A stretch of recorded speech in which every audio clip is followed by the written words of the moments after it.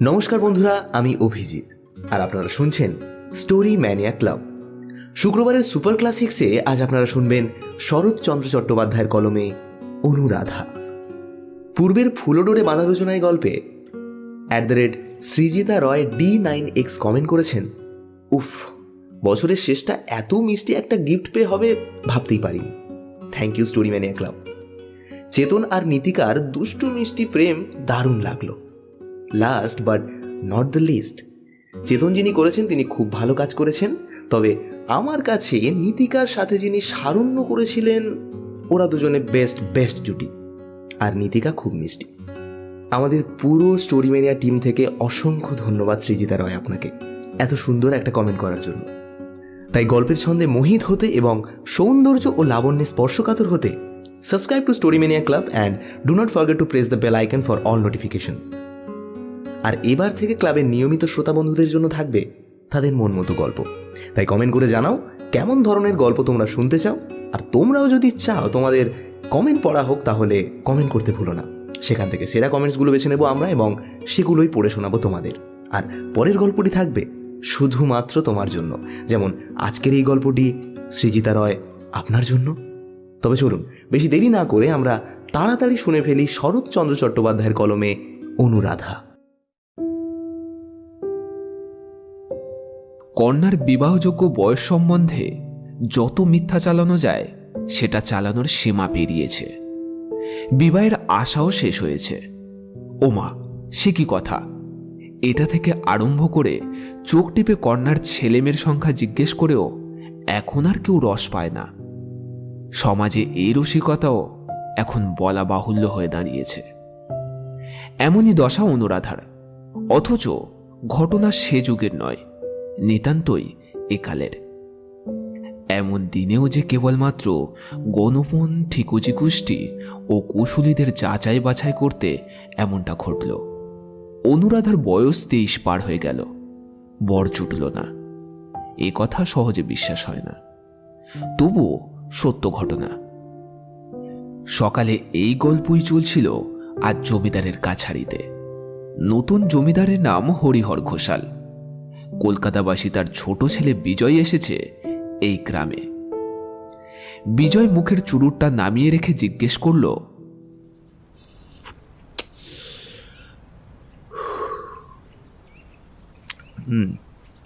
তা কি বললে গগন চাটুর্যের বোন? বাড়ি ছাড়বে না? যে লোকটা খবর এনেছিল সে বলল, যা বলবার ছোট বাবু এলে তাকেই বলবো। বিজয় রেগে গিয়ে বলল, তার বলবার আছেই বা কি?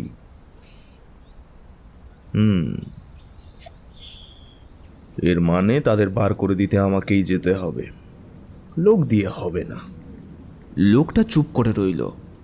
বিজয় আবার বলল, বলবার তার কিছুই নেই বিনোদ, কিছুই আমি শুনবো না।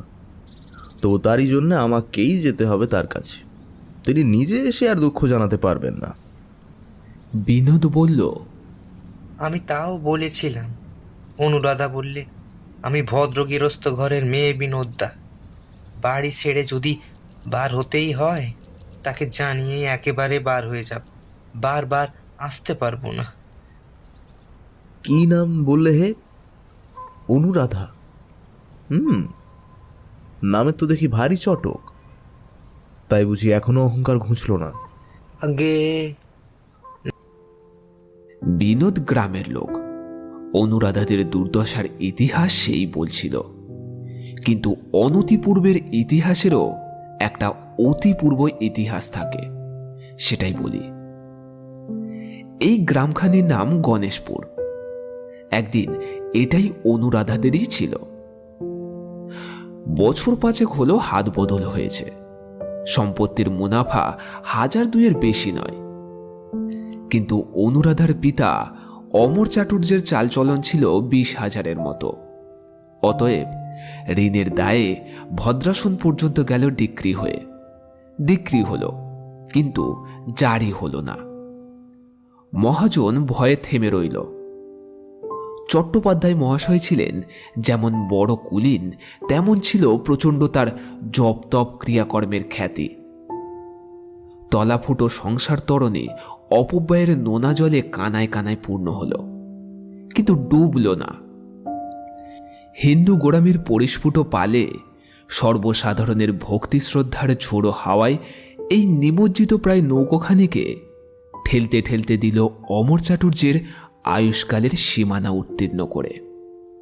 অতএব চাটুর্যের জীবদ্দশাটা এক প্রকার ভালোই কাটল। তিনি মরলেনও ঘটা করে, শ্রাদ্ধ শান্তিও কাটল বেশ ঘটা করে, কিন্তু সম্পত্তির পরিসমাপ্তি ঘটল এইখানেই। এতদিন নাকটুকু ভাসিয়ে যে তরুণী কোনো মতে নিঃশ্বাস টানছিল, এইবার বাবুদের বাড়ির সমস্ত মর্যাদা নিয়ে অতলে তলিয়ে যেতে কাল বিলম্ব করল না। পিতার মৃত্যুতে পুত্র গগন পেল এক জরাজীর্ণ ডিক্রি করা পৈতৃক বাস্তুভিটা, আকণ্ঠ ঋণগ্রস্ত গ্রাম্য সম্পত্তি, গোটা কয়েক গরু ছাগল, কুকুর বিড়াল, এবং ঘাড়ে পড়ল পিতার দ্বিতীয় পক্ষের অনুরা কন্যা অনুরাধা। এইবার পাত্র জুটল গ্রামেরই এক ভদ্র ব্যক্তি। গোটা ৫-৬ ছেলে মেয়ে এবং নাতিপুতি রেখে বছর ২ হল তার স্ত্রী মারা গিয়েছে। সে বিয়ে করতে চায়। অনুরাধা বলল, দাদা, কপালে রাজপুত্র তো জুটল না, তুমি এখানেই আমার বিয়ে দাও। লোকটা টাকা কড়ি আছে, তবু দুটো খেতে পড়তে পাবো। গগন আশ্চর্য হয়ে বলল, সে কি কথা? ত্রিলোচন গাঙ্গুলির পয়সা আছে মানি, কিন্তু ওর ঠাকুর দাদা কুল ভেঙে সতীপুরের চক্রবর্তীদের ঘরে বিয়ে করেছিল, জানিস? আরে ওদের আছেটা কি? বোন বলল, আর কিছু না, তার টাকা আছে। কুল নিয়ে উপোস করার চেয়ে দুমুঠো ভাতটার পাও ভালো দাদা। গগন মাথা নেড়ে বলল, না, সে হয় না, হবার নয়। কেন নয় বলো তো? বাবা ওসব মানতেন, কিন্তু তোমার তো কোনো বালাই নেই। এখানে বলা আবশ্যক, পিতার গোঁড়ামি পুত্রের ছিল না। মদ, মাংস এবং আরও একটা আনুষাঙ্গিক ব্যাপারে সে সম্পূর্ণ মোহমুক্ত পুরুষ। পত্নী বিয়োগের পরে ভিন্নপল্লীর কে একটি নিজ জাতীয় স্ত্রীলোক আজও তার অভাব মোচন করছে, এ কথা সকলেই জানে। গগন ইঙ্গিতটা বুঝল, গর্জে উঠে বলল, আমার বাজে গোড়ামি নেই, কিন্তু কন্যাগত কুলের শাস্ত্রাচার কি তোর জন্য জলাঞ্জলি দিয়ে 14 পুরুষ নরকে ডোবাবো? কৃষ্ণের সন্তান, স্বভাব কুলীন আমরা। যা যা, এমন নোংরা কথা আর কখনো মুখে আনিস নে। এই বলে সে রাগ করে চলে গেল। গগন হরিহর ঘোষালকে ধরে পড়ল। কুলীন ব্রাহ্মণকে ঋণমুক্ত করতেই হবে। কলকাতায় কাঠের ব্যবসায়ে হরিহর লক্ষপতি ধনী। একদিন তার মামার বাড়ি ছিল এই গ্রামে। ছোটবেলায় বাবুদের বহু সুদিন তিনি নিজের চোখেই দেখেছেন। বহু কাজকর্মে পেট ভরে লুচি মিষ্টি আহারও করে গিয়েছেন। টাকাটা তার পক্ষে বেশি নয়। তিনি এ ব্যাপারে সম্মতি জানালেন। চাটুর্যেদের সমস্ত ঋণ পরিশোধ করে হরিহর গণেশপুর কিনে নিলেন। কুণ্ডুদের ডিক্রির টাকা দিয়ে ভদ্রাসন ফিরিয়েও নিলেন। কেবল মৌখিক শর্ত এই রইল যে বাইরের গোটা 2-3 ঘর কাছারির জন্য ছেড়ে দিয়ে গগন অন্দরের দিকটায় যেমন বাস করছে তেমনই করবে। গণেশপুর কেনা হলো, কিন্তু প্রজারা মানতে পারল না। সম্পত্তি ক্ষুদ্র, আদায়ও সামান্য, সুতরাং বড় রকমের কোনো ব্যবস্থা করা চলে না। কিন্তু এই অল্পের মধ্যে যে কৌশল গগন খেলতে লাগলো, তাতে হরিহরের পক্ষের কর্মচারী গিয়ে গণেশপুরে টিকতে পারল না। অবশেষে গগনের নিজের প্রস্তাবে সে নিজেই নিযুক্ত হলো কর্মচারী হিসেবে। অর্থাৎ ভূতপূর্ব ভূস্বামী সাজলেন বর্তমান জমিদারের গোমস্তা। মহাল শাসন হল।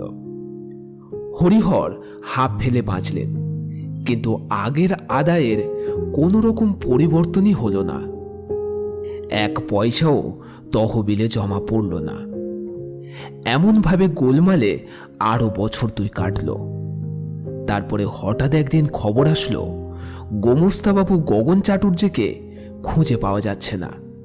সদর থেকে হরিহরের লোক এসে খোঁজ খবর তত্ত্ব তল্লাশ করে জানতে পারল যে আদায় যা হবার তা হয়েছে। সমস্তই গগন আত্মসাৎ করে সম্প্রতি গা ঢাকা দিয়েছে। পুলিশে ডায়েরি, আদালতে নালিশ, বাড়ি খানা তল্লাশি এবং প্রয়োজনীয় যা কিছু সবই হলো, কিন্তু না টাকা আর না গগন, কারোর সন্ধান মিলল না। গগনের বোন অনুরাধা এবং দূর সম্পর্কের একটি ছেলে মানুষ ভাগনা বাড়িতেই থাকত। পুলিশের লোক তাদেরকে বিধিমতো কষা মাজা এবং নাড়াচাড়া দিল, কিন্তু কোনো তথ্যই বের করতে পারল না। বিজয় বিলেত ফেরত। তার বারবার ফেল করার রসদ জোগাতে জোগাতে হরিহরের অনেক টাকা নষ্ট হলো। পাশ করতে সে পারল না, কিন্তু বিজ্ঞতার ফলস্বরূপ মেজাজ গরম করে বছর 2 পূর্বে সে দেশে ফিরেছে। বিজয় বলে, বিলেতে পাশ ফেলের কোনো প্রভেদ নেই, বই মুখস্থ করে গাধাও পাশ করতে পারে। সেই উদ্দেশ্য থাকলে সে এখানে বসে বই মুখস্থ করত, ইউরোপে যেত না। বাড়ি এসে সে পিতার কাঠের ব্যবসায়ের কাল্পনিক দুরাবস্থার শঙ্কা প্রকাশ করল এবং এই নড়বড়ে পোড়ো পোড়ো কারবারে ম্যানেজার করতে আত্মনিয়োগ করল। কর্মচারী মহলে ইতিমধ্যেই নাম হয়েছে। কেরানিরা তাকে বাঘের মতো ভয় পায়। কাজের চাপে যখন নিঃশ্বাস ফেলার অবকাশ নেই, এমন সময় এসে পৌঁছল গণেশপুরের বিবরণ। সে বলল, এ তো জানা কথা, বাবা যা করবেন তা এরকম হতে বাধ্য, কিন্তু উপায় নেই, অবহেলা করলে তো চলবে না। তাকে সরে জমিনে নিয়ে গিয়ে একটা বিহিত করতেই হবে। এই জন্যই তার গণেশপুরে আসা, কিন্তু এই ছোট কাজে বহুদিন পল্লীগ্রামে থাকা যে চলে না। যত শীঘ্র সম্ভব একটা ব্যবস্থা করে তাকে কলকাতায় ফিরতেই হবে। সমস্ত যে একা তারই মাথায়। বড় ভাই অজয় অ্যাটর্নি, অত্যন্ত স্বার্থপর। নিজের অফিস ও স্ত্রীপুত্র নিয়ে ব্যস্ত থাকেন। সংসারে সকল বিষয়েই সে অন্ধ। শুধু ভাগাভাগির ব্যাপারে তার 1 জোড়া চোখ 10 জোড়ার কাজ করে। স্ত্রী প্রভাময়ী, কলকাতা বিশ্ববিদ্যালয়ের গ্র্যাজুয়েট। বাড়ির লোকজনের সংবাদ নেওয়া তো দূরের কথা, শ্বশুর শাশুড়ি বেঁচে আছে কিনা সে খবর নেওয়ারও সে বেশি অবকাশ পায় না।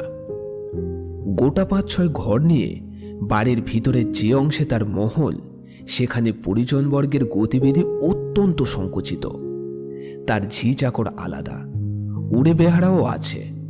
শুধু বড় কর্তার অত্যন্ত নিষেধ থাকায় আজ মুসলমান বাবুর্চি নিযুক্ত হতে পারেনি। এই অভাবটাই প্রভাকে পীড়া দেয়। আশা আছে শ্বশুর মরলেই এর একটা প্রতিকার হবেই। দেওর বিজয়ের প্রতি তার চিরদিনের অবজ্ঞা। শুধু বিলেত থেকে ফেরার পর মনোভাবের কিঞ্চিত পরিবর্তন দেখা দিয়েছে। 2-4 দিন নিমন্ত্রণ করে রেধে ডিনার খাইয়েছে। সেখানে ছোট বোন অনিতার সাথে বিজয়ের পরিচয় হয়েছে। সে এবার বিএ পাশ করে এমএ পড়ার আয়োজন করছে। বিজয় বিপত্নিক। স্ত্রী মরার পরেই সে বিলেত যায়। সেখানে কি করছে না করছে খোঁজ নেওয়ার দরকার পড়ে না, কিন্তু ফিরে আসার পর অনেকদিন দেখা গিয়েছে স্ত্রী জাতি সম্বন্ধে তার মেজাজটা কিছু রুক্ষ। মা বিয়ের কথা বলায় সে জোর গলায় আপত্তি জানিয়ে তাকে নিরস্ত করে। তখন থেকে এখনো পর্যন্ত প্রসঙ্গটা গোলমালেই কাটছে। গণেশপুরে এসে একজন প্রজার সদরে গোটা 2 ঘর নিয়ে বিজয় নতুন কাছারি ফেলে বসেছে। সেরেস্তার কাগজপত্র গগনের ঘরে যা পাওয়া গিয়েছে জোর করে এখানে আনা হয়েছে এবং এখন চেষ্টা চলছে তার বোন অনুরাধা এবং দূর সম্পর্কে সেই ভাগ্নে ছোড়াটাকে বাইরে বের করে দেওয়ার।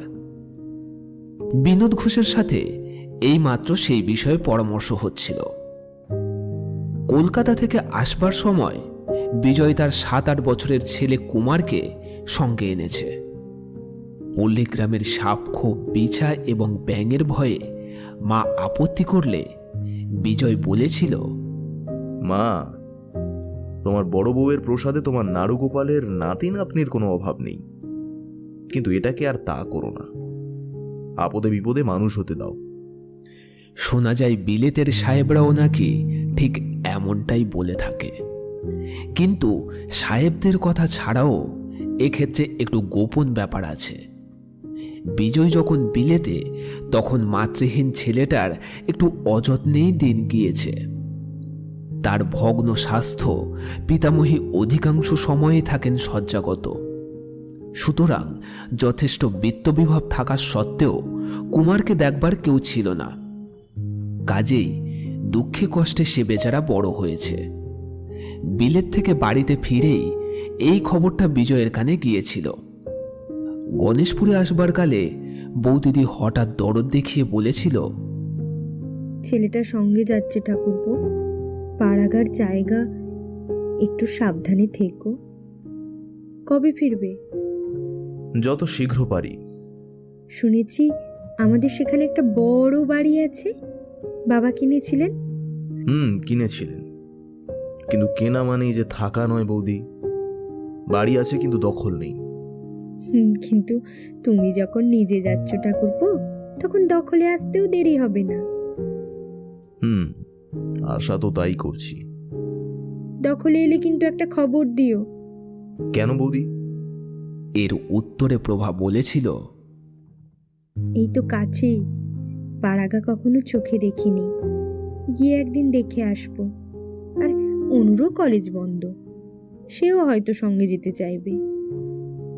এই প্রস্তাবে বিজয় অত্যন্ত পুলকিত হয়ে বলেছিল, আচ্ছা বেশ, আমি দখল নিয়েই তোমায় খবর দেব, কিন্তু তখন না বললে আর চলবে না। বোনকে কিন্তু সঙ্গে নিয়ে আসা চাই।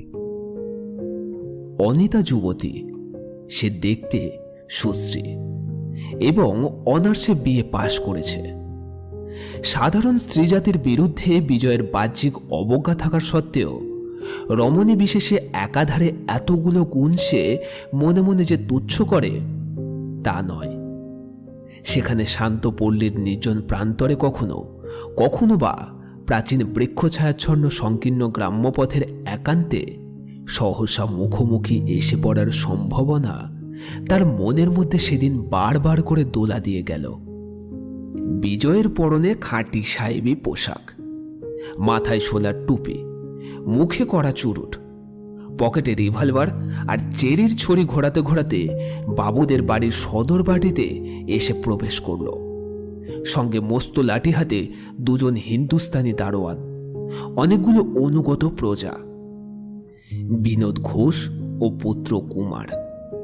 সম্পত্তি দখল করার ব্যাপারে যদিও হাঙ্গামার ভয় আছে, তবুও ছেলেকে নাড়ুগোপাল করার পরিবর্তে মজবুত করে গড়ে তোলার এই হলো সবচেয়ে বড় শিক্ষা।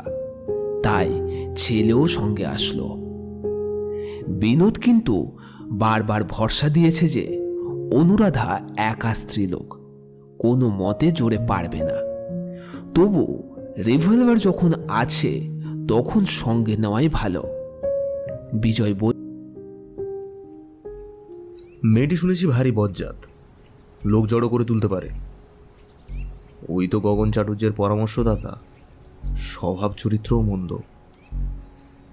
বিনোদ বলল, আগে তা তো শুনিনি। আমি শুনেছি। কোথাও কেউ নেই।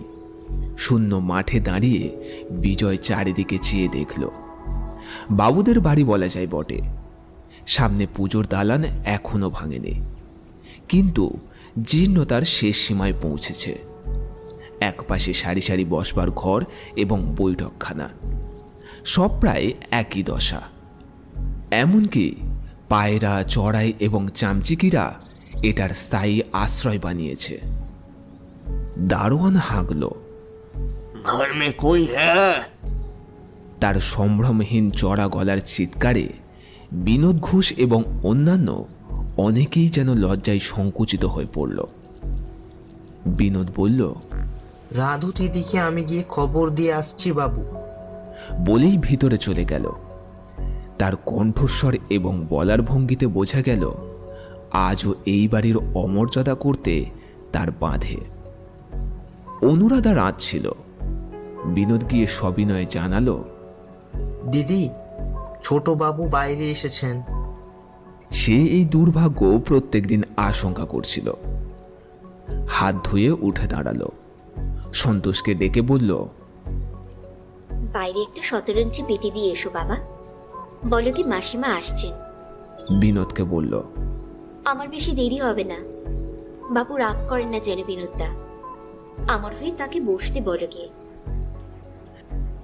বিনোদ লজ্জিত মুখে বলল, কি করব দিদি, আমরা গরিব প্রজা। জমিদার হুকুম করলে না বলতে পারিনি, কাজেই। সে আমি বুঝি বিনোদদা। বিনোদ চলে গেল। বাইরে 17 ইঞ্চি পাতা হলো, কিন্তু কেউ সেখানে বসল না। বিজয় ছড়ি ঘুরিয়ে পায়চারি করতে করতে চুরুট টানতে লাগলো। মিনিট 5 পরে সন্তোষ বাইরে এসে ইঙ্গিতে দরজার দিকে চেয়ে সভয়ে বলল, মামিমা এসেছেন। বিজয় থমকে দাঁড়ালো। ভদ্র ঘরের মেয়ে, তাকে কি বলে সম্বোধন করা উচিত সে বিষয়ে সে দ্বিধায় পড়ল, কিন্তু দুর্বল প্রকাশ করলে চলবে না। অতএব পুরুষ কণ্ঠে অনুরাধার উদ্দেশ্যে বলল, এবারই আমাদের তুমি জানো, তবে ছেড়ে দিচ্ছ না কেন? অনুরাধা তেমন আড়ালে দাঁড়িয়েই বোনপোর মুখ দিয়ে কথা বলার চেষ্টা করল, কিন্তু ছেলেটা তেমন চালাক চতুর নয়। নতুন জমিদারের কড়া মেজাজের কথাবার্তা তার কানে পৌঁছতে লাগলো। ভয়ে ভয়ে সে কেবল থতমতই খেয়েছে, একটা কথা পর্যন্ত স্পষ্ট বলল না। বিজয় মিনিট 5-6 ধৈর্য ধরে বুঝবার চেষ্টা করল। তারপরে হঠাৎ একটা ধমক দিয়ে বলে উঠল, তোমার মাসির কিছু বলার থাকলে সামনে এসে বলুক। নষ্ট করার মতো সময় কিন্তু আমার কাছে নেই। আর তাছাড়া আমি বাঘ ভাল্লুকও নয় যে ওনাকে খেয়ে ফেলবো। বাড়ি ছাড়বেন না কেন সেটা বলুক। অনুরাধা বাইরে আসলো না, কিন্তু কথা বলল। সন্তোষের মুখে নয়, বরং নিজের মুখে স্পষ্ট করে বলল, বাড়ি ছাড়ার কথা ছিল না। আপনার বাবা হরিহর বাবু বলেছিলেন এর ভেতরের অংশে আমরা বাস করতে পারি। কোনো লেখাপড়া আছে? না, নেই, কিন্তু তিনি এখনো জীবিত। তাকে জিজ্ঞেস করলেই জানতে পারবেন। জিজ্ঞেস করার গরজ আমার নেই। এই যদি শর্ত, তাহলে তার কাছ থেকে লিখে নাওনি কেন? দাদা বোধহয় প্রয়োজন মনে করেননি। তার মুখের কথার চেয়ে লিখে নেওয়া বড় হবে, এ হয়তো তাদের মনে হয়নি। এই কথার সঙ্গত উত্তর বিজয় খুঁজে পেল না, শুধু চুপ করে থাকল। কিন্তু পরক্ষণে জবাব আসলো ভিতর থেকে। অনুরাধা বলল, কিন্তু দাদা নিজের শর্ত ভঙ্গ করায় এখন সকল শর্তে ভেঙে গেছে। এ বাড়িতে থাকবার অধিকার আর আমাদের নেই। কিন্তু আমি একা স্ত্রীলোক, আর এই অনাথ ছেলেটি, ওর মা বাবা নেই। আমি মানুষ করছি। আমাদের এই দুর্দশায় দয়া করে দুদিন থাকতে না দিলে একলা হঠাৎ কোথায় যাই, এই আমার ভাবনা। বিজয় বলল, এ জবাব কি আমার দেওয়ার? তোমার দাদা কোথায়? মেয়েটি বলল, আমি জানি না তিনি কোথায়, কিন্তু আপনার সঙ্গে যে এতদিন দেখা করতে পারিনি, সে শুধু এই ভয়ে পাছে আপনি বিরক্ত হন। এই বলে কিছুক্ষণ নীরব থেকে বোধহয় নিজেকে একটু সামলে নিয়ে আবার বলল, আপনি মনিব, আপনার কাছে কিছু লুকুব না।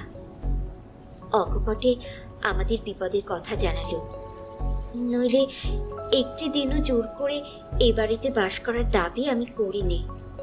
এই কটা দিন বাদে আমরা আপনি চলে যাব। বাইরে থেকে তার কণ্ঠস্বর শুনে বোঝা গেল মেয়েটির চোখ দিয়ে জল পড়ছে। বিজয় দুঃখ পেল, আবার মনে মনে খুশিও হলো। সে ভেবেছিল এটাকে বেদখল করতে না জানি কত সময় এবং কত হাঙ্গামা পোয়াতে হবে, কিন্তু কিছুই হলো না। সে অশ্রুজলে শুধু দয়া ভিক্ষা চাইল। তার পকেটের পিস্তল এবং দারোয়ানদের লাঠিসোঁটা তাকে গোপনে সে তিরস্কার করল, কিন্তু দুর্বলতা প্রকাশ করলে চলবে না। বলল, থাকতে দিতে আমার আপত্তি ছিল না, কিন্তু বাড়িতে আমার নিজের বড় দরকার। যেখানে আছি সেখানে খুব অসুবিধে, আর তাছাড়া আমার বাড়ির মেয়েরাও নিজেদের বাড়িটা একবার দেখতে চান। মেয়েটি বলল, বেশ তো, আসুন না। বাইরের ঘরগুলোতে আপনি স্বচ্ছন্দে থাকতে পারেন, এবং ভেতরে দোতলায় অনেকগুলো ঘর। মেয়েরা অনায়াসে থাকতে পারবেন, কোনো কষ্ট হবে না। আর বিদেশে তাদের তো লোকের আবশ্যক, আমি অনেক কাজ করে দিতে পারবো। এবার বিজয় সলজ্জে আপত্তি করে বলল, না না, সে কি কখনো হতে পারে? তাদের সঙ্গে লোকজন সবাই আসবে, তোমাকে কিছুই করতে হবে না। কিন্তু ভেতরের ঘরগুলো কি আমি একবার দেখতে পারি? উত্তর এলো, কেন পারবেন না? এ তো আপনারই বাড়ি, আসুন। ভিতরে ঢুকে বিজয় কিছুক্ষণের জন্য তার মুখখানি দেখতে পেল। মাথায় কাপড় আছে, কিন্তু ঘোমটায় ঢাকা নয়। পরনে একখানি আধময়লা আট পৌড়ে কাপড়। গায়ে গয়না নেই, শুধু দুহাতে কয়েক গাছি সোনার চুড়ি, সেই সাবেক কালের। আড়াল থেকে তার অশ্রুসিঞ্চিত কণ্ঠস্বর বিজয়ের কানে বড় মধুর ঠেকছিল। ভাবছিল মানুষটি হয়তো এমনই হবে, বিশেষত দরিদ্র হলেও সে তো বড় ঘরের মেয়ে। কিন্তু দেখতে পেল তার প্রত্যাশার সঙ্গে কিছুই মেলেনি। রং ফর্সা নয়, মাজা শ্যামা, বরঞ্চ একটু কালোর দিকেই। সাধারণ পল্লীগ্রামের মেয়ে আর 5 জনকে যেমন দেখতে, ঠিক তেমনই। শরীর কৃষ্ণ, কিন্তু বেশ দৃঢ় বলাই চলে। শুয়ে বসে যে আলিস্যের দিন কাটেনি তাতে সন্দেহ নেই। শুধু বিশেষত চোখে পড়ল এই যে এর কপাল একেবারে নিখুঁত। মেয়েটি বলল, বেনুতা, বাবুকে তুমি দেখিয়ে নিয়ে আনো, আমি রান্নাঘরে আছি। তুমি সঙ্গে যাবে না রাজু দিদি? না। উপরে উঠে বিজয় ঘুরে ঘুরে সমস্তটা দেখল। ঘর অনেকগুলি, সেকালের অনেকগুলি আসবাবপত্র এখনো ঘরে ঘরে। অনেকগুলি ভেঙে গেছে, আবার অনেকগুলি ভাঙার পথে। এখন তাদের মূল্য বেশ সামান্যই, কিন্তু এককালে অনেক ছিল। সদর বাড়ির মতো এই ঘরগুলিও জরাজীর্ণ, হাড় পাঁজরা বার করা, দারিদ্র্যের দাগ সকল বস্তুতেই গাঢ় হয়ে পড়েছে। বিজয় নিচে নেমে আসলো। অনুরাধা রান্নাঘরের দরজার কাছে এসে দাঁড়ালো। দরিদ্র ও দুর্দশাপূর্ণ হলেও ভদ্র ঘরের মেয়ে। এবার তুমি বলে সম্বোধন করতে বিজয়ের লজ্জা হলো। বলল, তা আপনি কতদিন এ বাড়িতে থাকতে চান? ঠিক করে তো এক্ষুনি বলতে পারিনি। যে কটা দিন দয়া করে আপনি থাকতে দেন। দিন কয়েক পারি, কিন্তু বেশি দিন তো পারবো না। তখন কোথায় যাবেন? সেই চিন্তাই তো দিনরাত করি। লোকে বলে জানেন, আপনি গগন চাটুর্যের ঠিকানা জানেন। তারা আর কি বলে? বিজয় এ প্রশ্নের উত্তর দিতে পারল না। অনুরাধা বলল, জানি নে, তা আপনাকে আগেই বলেছি, কিন্তু জানলেও নিজের ভাইকে দৌড়িয়ে দেব, এ কি আপনি আদেশ করেন? তার কণ্ঠস্বরে তিরস্কার মাখানো। বিজয় ভারী অপ্রতিভ হল। বুঝল আভিজাত্যের চিহ্ন এর মন থেকে এখনো বিলুপ্ত হয়নি। বলল, না, সে কাজ আমি আপনাকে করতে বলবো না। পারি নিজেই খুঁজে বার করব, তাকে পালাতে দেব না। কিন্তু এতকাল ধরে যে সে আমাদের এই সর্বনাশ করছিল, এও কি আপনি জানতে পারেননি বলতে চান? কোনো উত্তর এলো না। বিজয় বলতে লাগলো, সংসারে কৃতজ্ঞতা বলে একটা কথা আছে, জানেন তো? নিজের ভাইকে কি একটু পরামর্শও দিতে পারেননি কোনোদিন আপনি? আমার বাবা নিতান্ত নিরীহ মানুষ, আপনাদের বংশের প্রতি তার অত্যন্ত মমতা, বিশ্বাসও ছিল তেমনই বড়, তাই তিনি গগনকেই সবকিছু সঁপে দিয়েছিলেন। এই কি তার প্রতিফল? কিন্তু নিশ্চিত একটা কথা জানবেন, আমি যদি দেশে থাকতাম তাহলে এমনটা হতে দিতাম না। অনুরাধা এখনো চুপচাপ।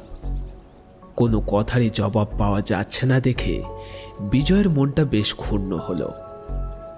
এতক্ষণ পর্যন্ত তার মনের মধ্যে যে করুণার জন্ম হয়েছিল, এখন তার প্রায় সমস্তটাই উবে গেল। একটু কঠিন হয়ে সে বলল, সবাই জানে আমি কড়া লোক, বাজি, দয়ামায়া করি নে।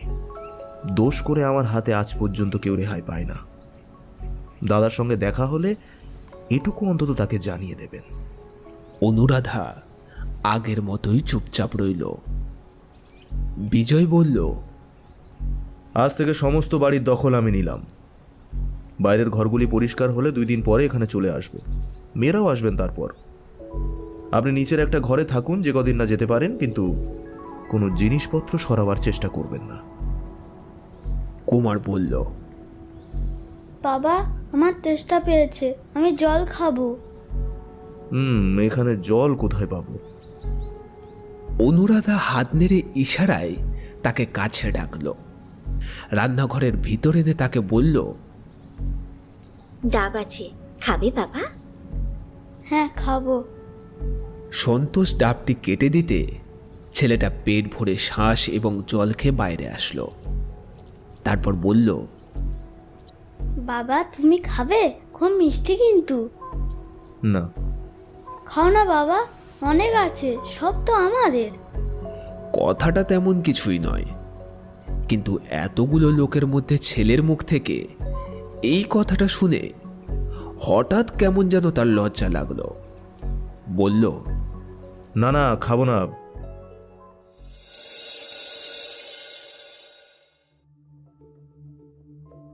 বাবুদের বাড়ির সদর অধিকার করে বিজয় চেপে বসল। গোটা 2 তার নিজের জন্য, বাকিগুলো হলো কাছারি। বিনোদ ঘোষ কোনো এক সময়ে জমিদারি সেরেস্তায় চাকরি করছিল। সেই সুপারিশে নিযুক্ত হলো নতুন গোমস্তা। কিন্তু ঝঞ্ঝাট মিটল না। এর প্রধান কারণ, গণেশ চাটুর্যে টাকা আদায় করার সময় হাতে হাতে রসিদ লিখে দেওয়ায় অপমান জ্ঞান করত।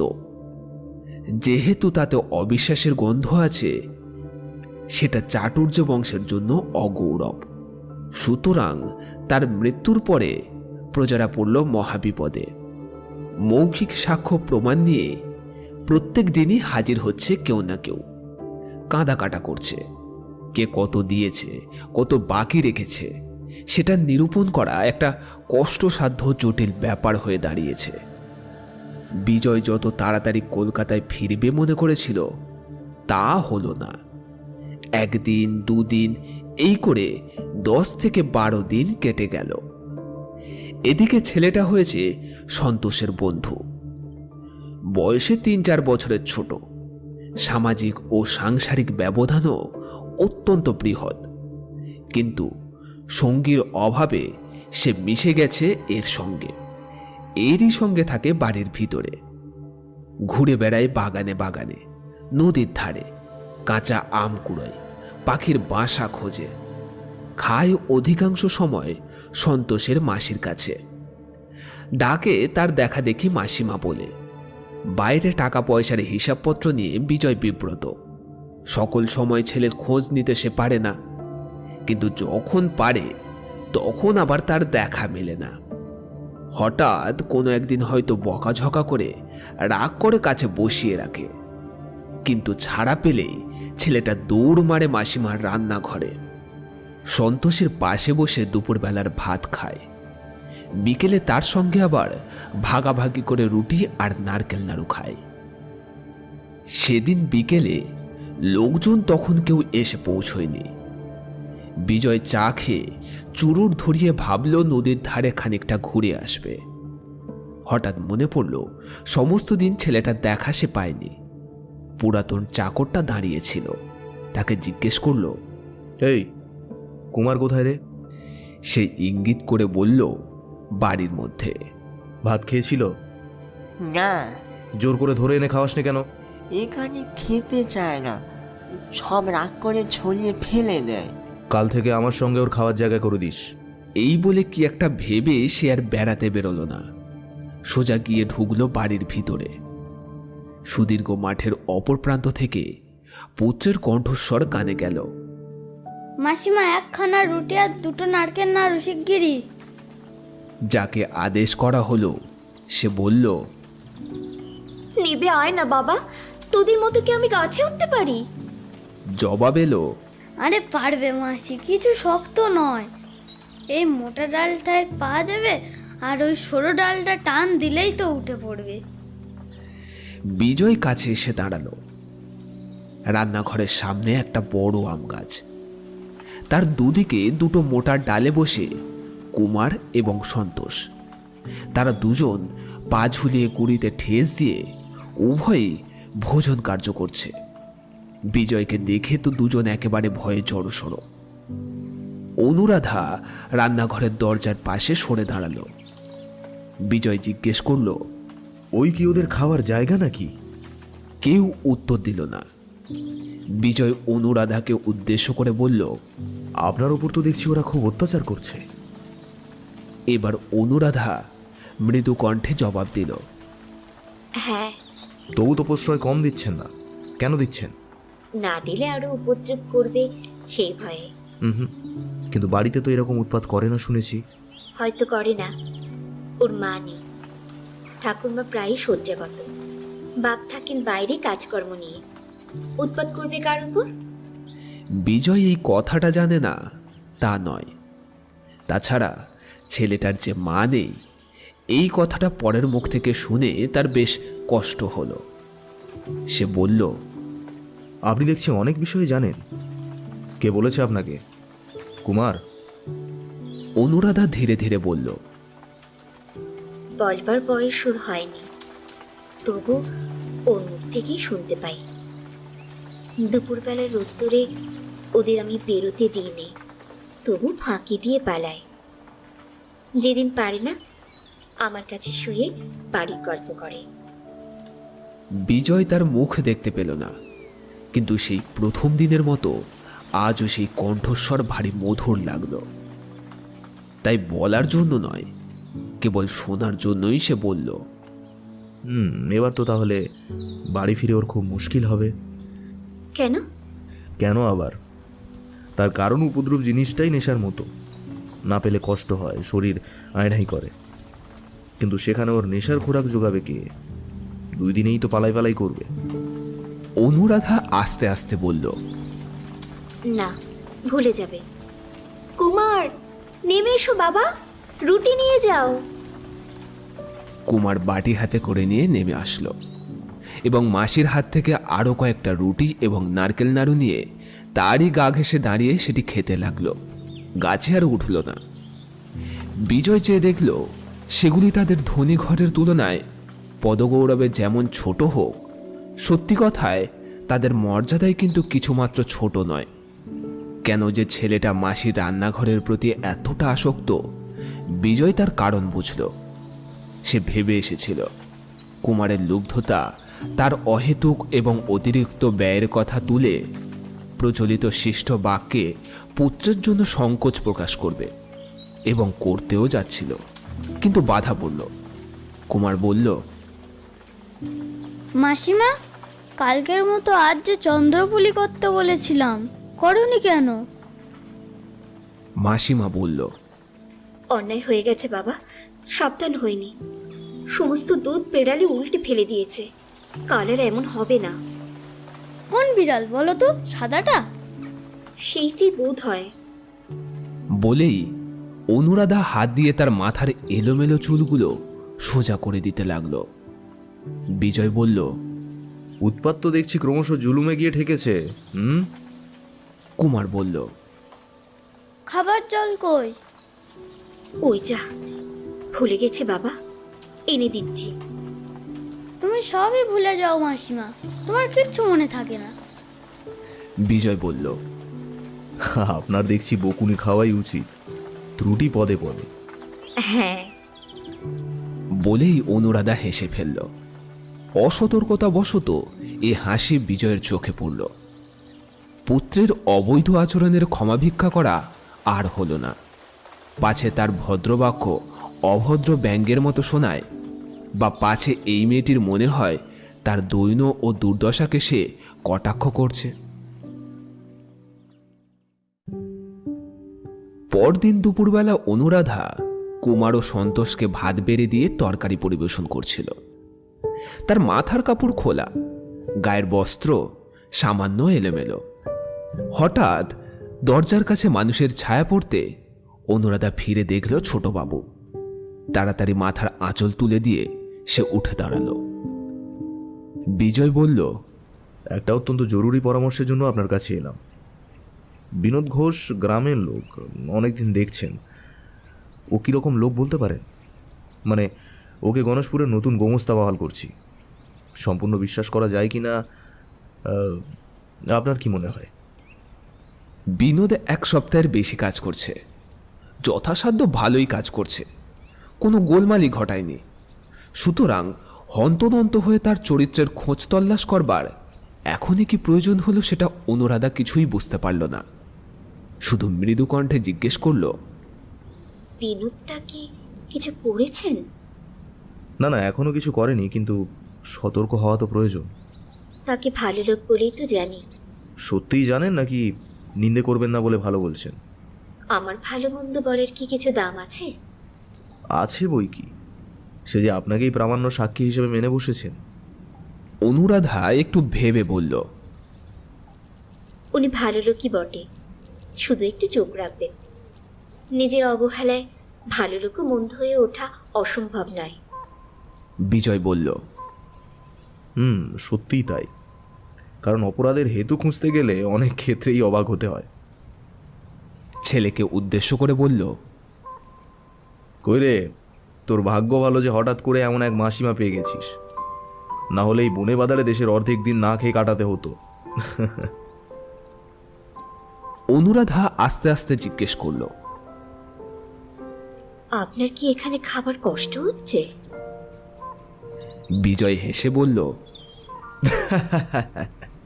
এমনিই বললুম, চিরকাল বিদেশে বিদেশে কাটিয়েছি, খাবার কষ্ট খুব একটা গ্রাহ্য করিনি। বলেই চলে গেল। অনুরাধা জানলার ফাঁক দিয়ে দেখল তার স্নান পর্যন্ত এখনো হয়নি।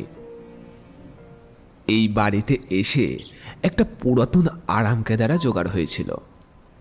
বিকেলের দিকে তারই 2টি হাতলের উপর পা ছড়িয়ে দিয়ে বিজয় চোখ বন্ধ করে চুরুটে টান দিচ্ছিল। কানে গেল, বাবু মশাই, ও বাবু মশাই। চোখ খুলে দেখল একটু দূরে দাঁড়িয়ে এক বৃদ্ধ ভদ্রলোক তাকে সসম্মানে সম্বোধন করছে। বিজয় উঠে বসল। ভদ্রলোকের বয়স 60-এর উপরে গিয়েছে, কিন্তু দিব্যি গোলগাল বেটে সেটে শক্ত সমর্থ দেহ। গোপ পেকে সাদা হয়েছে, কিন্তু মাথায় প্রশস্ত টাকের আশেপাশের চুলগুলি এখনো ভ্রমরকৃষ্ণ। সামনের গোটা কয়েক দাঁতগুলি ছাড়া প্রায় সমস্ত দাঁতই আছে। গায়ে তসরের কোট, গরদের চাদর, পায়ে চীনা বাড়ির বার্নিশ করা জুতো, ঘড়ির সোনার চেন থেকে সোনায় বাঁধানো বাঘের নখ ঝুলছে। এই পল্লী অঞ্চলে ভদ্রলোকটিকে বেশ অবস্থাপন্ন বলেই মনে হয়। পাশে একটা ভাঙা টুলের উপর বিজয়ের চুরুটের সাজ সরঞ্জাম থাকত। সরিয়ে দিয়ে তাকে বসতে দিল। ভদ্রলোক বসে বলল, নমস্কার বাবু। নমস্কার। বিজয় বলল, নমস্কার। আগন্তুক বললেন, আপনারা গ্রামের জমিদার মহাশয়ের পিতা ঠাকুর হচ্ছেন কৃতি ব্যক্তি, লক্ষপতি। নাম করলে সুপ্রভাত হয়, আর আপনি তাঁরই সুসন্তান। তা স্ত্রীলোকটিকে দয়া না করলে যে সে ভেসে যায় বাবু। কে স্ত্রীলোক? কত টাকা বাকি? ভদ্রলোক বললেন, না না না না না না, টাকার ব্যাপার নয়। স্ত্রীলোকটি হচ্ছে ঈশ্বর অমর চাটুর্যের মেয়ে, প্রাতঃস্মরণীয় ব্যক্তি। ওই গগন চাটুর্যের বৈমাত্রেয় বোন। এ তার পৈতৃক গৃহ। সে থাকবে না, চলে যাবে, তারও ব্যবস্থা হয়েছে। কিন্তু আপনি যে তাকে ঘাড় ধরে তাড়িয়ে দিচ্ছেন, এ কি মহাশয়ের কর্তব্য বাবু? এই অশিক্ষিত বৃদ্ধের প্রতি রাগ করা চলে না, এটা কিন্তু বিজয় মনে মনে বুঝল। কিন্তু কথা বলার ধরনে সে একেবারে জ্বলে গেল। বলল, আমার কর্তব্য আমি বুঝবো, কিন্তু আপনি কে যে তার হয়ে ওকালতি করতে এসছেন? বৃদ্ধ বললেন, আগে আমার নাম ত্রিলোচন গাঙ্গুলি। ওই যে পাশের গ্রাম মসজিদপুর, ওইখানেই আমার বাড়ি। সবাই চেনে। আপনার বাপ মায়ের আশীর্বাদে আমার কাছে গিয়ে হাত পাততে হয় না, এমন লোক এদিকে কম। বিশ্বাস না হয় বিনোদ ঘোষকে জিজ্ঞেস করবেন। বিজয় বলল, আমার হাত পাতবার দরকার হলে মশায়ের খোঁজ নেব, কিন্তু যার আপনি ওকালতি করতে এসেছেন তার আপনি কে আমি কি জানতে পারি? ভদ্রলোক একটু রসিকতার ছলে হেসে বললেন, কুটুম্ব, আরে বসে খেলে কটা দিন বাদে আমি ওকে বিয়ে করব। বিজয় চমকে উঠে বলল, আপনি বিবাহ করবেন অনুরাধাকে? আগে হ্যাঁ, আমার স্থির সংকল্প। জ্যৈষ্ঠ ছায়া আর দিন নেই, নইলে এই মাসেই শুভকর্ম সমাধা হয়ে যেত। থাকতে দেবার কথা আর আপনাকে আমার বলতেও হতো না। বিজয় কিছুক্ষণ চুপ থেকে প্রশ্ন করল, তা বিয়ের ঘটকালি করলে কে? গগন চাটুর্যে? বৃদ্ধ উজ্জ্বল চোখে বলল, সে তো ফেরারি আসামি মশাই, প্রজাদের সর্বনাশ করে চম্পক দিয়েছে। এতদিন সেই তো বাধা দিচ্ছিল, নইলে অঘ্রাণেই বিয়ে হয়ে যেত। বলে স্বভাব কুলীন, আমরা কৃষ্ণের সন্তান, বংশজের ঘরে বোন দেব না, এই ছিল তার বলি। হ্যাঁ, এখন সে গুমর রইল কোথায়? বংশজের ঘরে যেচে আসতে হলো যে। এখনকার দিনে কুলকে খোঁজে মশাই। টাকায় কুল, টাকায় মান, আর টাকায় সব। বলুন ঠিক কিনা? হ্যাঁ। বিজয় বলল, হ্যাঁ ঠিক। তা অনুরাধা স্বীকার করেছেন? ভদ্রলোক দম্ভে নিজের জানুতে চড় মেরে বললেন, শিকার? আজ বলছেন কি মশাই? যাচা যাচি। শহর থেকে এসে আপনি একটা তারা লাগাতেই দু চোখে অন্ধকার। নইলে আমার তো মতলব ঘুরে গিয়েছিল। ছেলেদের অমত, বৌমাদের অমত, মেয়ে জামাইরা সব বেঁকে দাঁড়িয়েছে। আমিও ভেবেছিলুম দুর্ভাগ্যে দুটো সংসার তো হলো, আর না। কিন্তু লোক দিয়ে নিজে ডেকে পাঠিয়ে রাধা কেঁদে বললে, গাঙ্গুলি মশাই পায়ে স্থান দাও, তোমার উঠোন ঝাঁক দিয়ে খাবো, আমার সেও ভালো। কি আর করি বলুন, শিকারই করে নিলাম। বিজয় চুপচাপ বসে রইল। বৃদ্ধ বলতে লাগলেন, হ্যাঁ হ্যাঁ, বিয়ে এই বাড়িতেই হবে। দেখতে একটু খারাপ দেখাবে, নইলে আমার বাড়িতেই হতে পারত। গগন চাটুর্যের কে এক পিসি আছে, সেই কন্যা সম্প্রদান করবে। এখন কেবল মশাই রাজি হলেই হয়। বিজয় মুখ তুলে বলল, রাজি হয়ে আমাকে কি করতে হবে বলুন, তাড়া দেব না, এই তো? বেশ, তাই হবে। এখন আপনি আসুন। নমস্কার। নমস্কার মশাই, নমস্কার। হবেই তো, হবেই তো। আপনার ঠাকুর হলেন লক্ষ্যপতি ঠাকুর। ঠাকুর ঠাকুর প্রাতঃস্মরণীয় লোক, নাম করলে সুপ্রভাত হয়। হ্যাঁ, তা তো হয়। আপনি এখন আসুন, কেমন? আসি মশাই তাহলে, হ্যাঁ আসি। নমস্কার। বলেই ত্রিলোচন চলে গেল। লোকটি চলে গেলে বিজয় চুপ করে বসে নিজেকে বোঝাচ্ছিল যে তার মাথা ব্যথা করার কি আছে।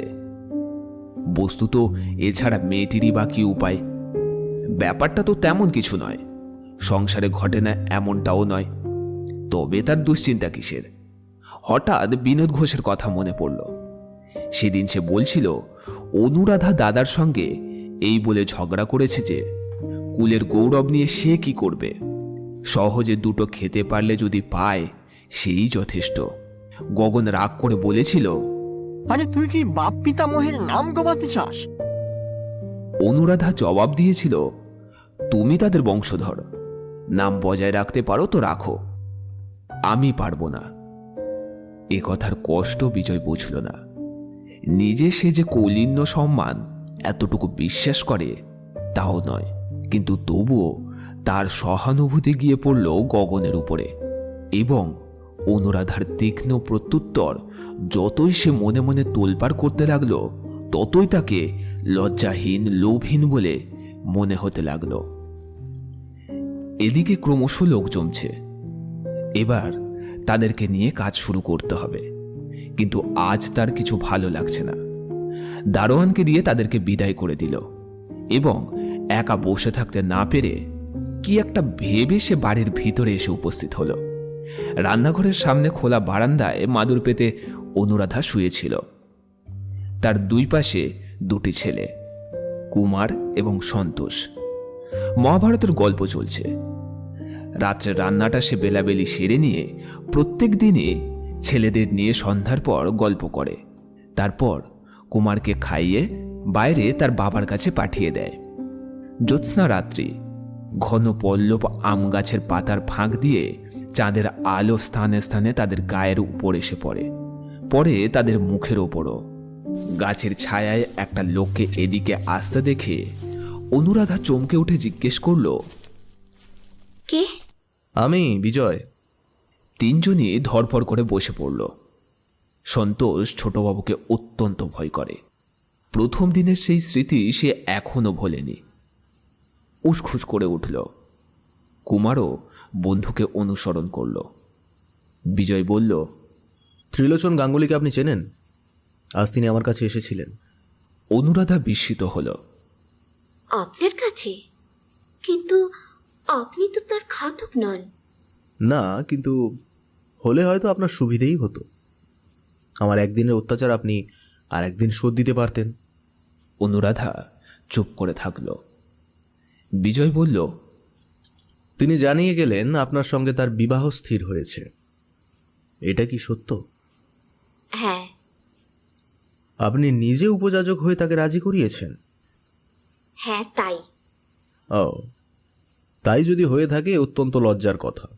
শুধু আপনার নয়, আমারও। আপনার লজ্জা কিসের? সেই কথা জানাতেই আমি এসেছি। ত্রিলোচন বলে গেল শুধু আমার তাড়াতেই বিভ্রান্ত হয়ে নাকি আপনি প্রস্তাব করেছেন। বলেছেন আপনার দাঁড়াবার স্থান নেই এবং বহু সাধ্য সাধনায় তাকে আপনি সম্মত করেছেন। নইলে এ বয়সে বিবাহের ইচ্ছে তিনি ত্যাগ করেছিলেন। শুধু আপনার কান্নাকাটিতে দয়া করে ত্রিলোচন রাজি হয়েছে। হ্যাঁ, এসবই সত্যি। বিজয় বলল, আমার তাড়া দেওয়া আমি প্রত্যাহার করছি এবং নিজের আচরণের জন্য ক্ষমা প্রার্থনাও করছি। অনুরাধা চুপ করে রইল। বিজয় বলল, এবারে নিজের তরফ থেকে আপনি আপনার প্রস্তাব প্রত্যাহার করুন। না, সে হয় না। আমি কথা দিয়েছি, সবাই শুনেছে। লোকে তাকে উপহাস করবে। তা এতে করবে না, বরঞ্চ ঢের বেশি করবে। তার উপযুক্ত ছেলেমেয়েদের সঙ্গে বিবাদ বাঁধবে, তাদের সংসারে একটা বিশৃঙ্খলার সৃষ্টি হবে। আর তাছাড়া আপনার নিজের অশান্তিরও সীমা থাকবে না। এসব কথা কি আপনি কখনো ভেবে দেখেছেন? অনুরাধা মৃদু কণ্ঠে বলল, দেখেছি। আমার বিশ্বাস এসব কিছুই হবে না। এটা শুনে বিজয় অবাক হয়ে বলল, তা সে বৃদ্ধ কটা দিন বাঁচবে আপনি আশা করছেন? অনুরাধা বলল, স্বামীর পরমায়ু সংসারে সকল স্ত্রী বেশি আশা করে। এমনও হতে পারে হাতের নোয়া নিয়ে আমি আগে চলে যাব। বিজয় একথার উত্তর খুঁজে পেল না, স্তব্ধভাবে দাঁড়িয়ে রইল। কিছুক্ষণ এমন নীরবে কাটলে অনুরাধা এবার বিনীত স্বরে বলল, আপনি আমাকে চলে যেতে হুকুম করেছেন সত্যি, কিন্তু কোনোদিনই তার উল্লেখ পর্যন্ত করেননি। দয়ার যোগ্য নই, তবু যথেষ্ট দয়া করেছেন। মনে মনে আমি যে কত কৃতজ্ঞ তা জানাতে পারিনি। বিজয়ের কাছে উত্তর না পেয়ে সে বলতে লাগলো, ভগবান জানেন, আপনার বিরুদ্ধে কারো কাছে আমি একটি কথাও বলিনি। বললে আমার অন্যায় হতো, আমার নিচে কথা হতো। গাঙ্গুলি মশাই যদি কিছু বলে থাকেন সে তার নিজের কথা, আমার নয়। তবু তার হয়ে আমি ক্ষমা প্রার্থনা করি। বিজয় জিজ্ঞেস করলো, আপনাদের বিয়ে যেন কবে?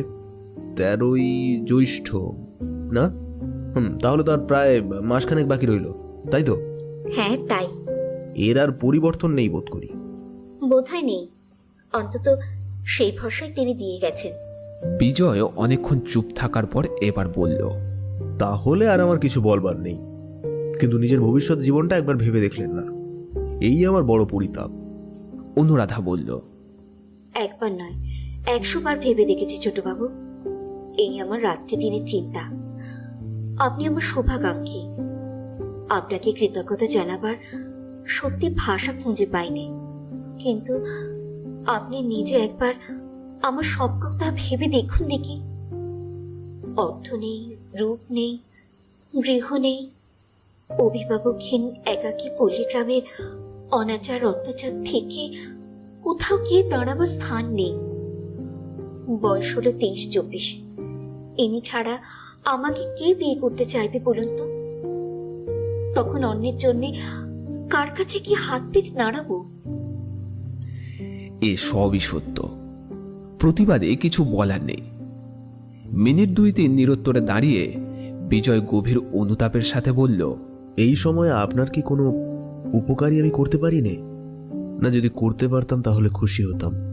অনুরাধা বলল, আপনি আমার অনেক উপকার করেছেন, যা কে করতো না। আপনার আশ্রয়ে আমি নির্ভয়ে আছি। ছেলে দুটি আমার চন্দ্র সূর্যি, এই আমার ঢের। আপনার কাছে প্রার্থনা, শুধু মনে মনে আর আমাকে আমার দাদার দোষের ভাগই করবেন না। আমি জেনে কোনো অপরাধ করিনি। সে আমি জানতে পেরেছি, আপনাকে বলতে হবে না। এই বলে বিজয় ধীরে ধীরে বাইরে চলে গেল।